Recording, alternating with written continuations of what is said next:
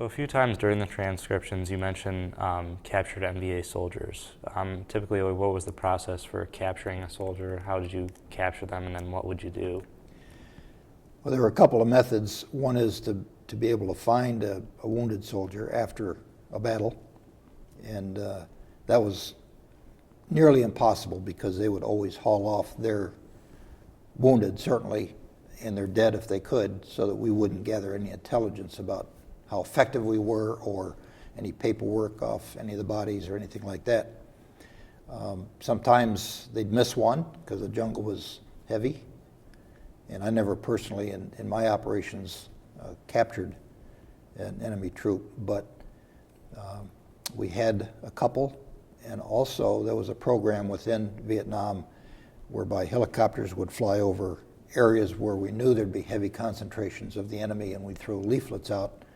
It was called the Chu Hoi program, where if an enemy troop wanted to give himself up, he could approach the American compounds or bases or forts or camps like we had, and we typically had listening posts out and wave his little Chu Hoi paper to say he wanted to give up, and we had a couple of those come into camp.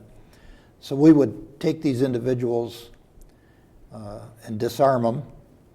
Generally, they were cooperative, ready to give up. I mean, they weren't there to do a suicide mission or anything like that. But within the camp, we would have our team sergeant, who was also our chief intelligence person, and myself, maybe a couple others, if they were available, sit there and through an interpreter try to work out from him the size of his unit, where it was located, what is the intention of that unit, what were their goals, what were their primary objectives.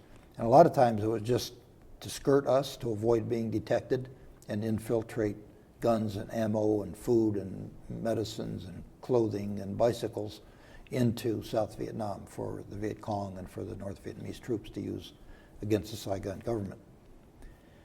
Then, after a relatively short period of time, our higher-ups, the next levels of command, would take over. And as soon as possible, they would send in a helicopter, even before we were fully satisfied that we had gotten everything we could out of this guy. And they'd pick him up and take them. After that, I have no clue where they went.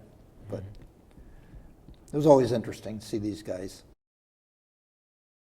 While many times the enemy was considered invisible because of the thickness and density of the jungle, Dave was able to see enemy troops in the open on several occasions.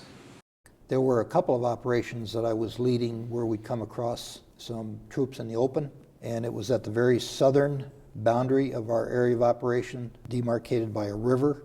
They were actually on the other side of the river, which meant they were in somebody else's area of operations, but we knew there were no villagers around. In that case, I couldn't fire on them directly without permission because they were not physically in my AO. They were in the AO just south of us, so I had to call and get permission. By the time I got permission to fire, even our rifles, they had gotten on their bikes and gone. But there were three of them. They were getting water. They had bicycles. They had black pajamas on. They were carrying rifles. We pretty much knew they were Viet Cong, but I couldn't shoot at them.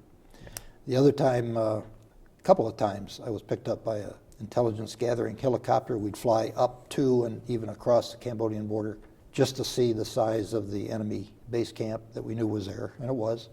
The rules of engagement were such that we were not allowed to set foot into Cambodia, but we could fly over and see what was happening, which we did. We couldn't shoot at them even though we knew they were there, unless they shot at us first, and they knew that too. So they wouldn't shoot at us, even if provoked.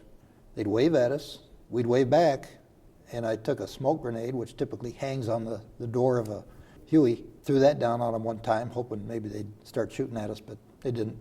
We knew they were there. They kept infiltrating South Vietnam against our wishes. We tried to stop them, but I don't think we did a very effective job.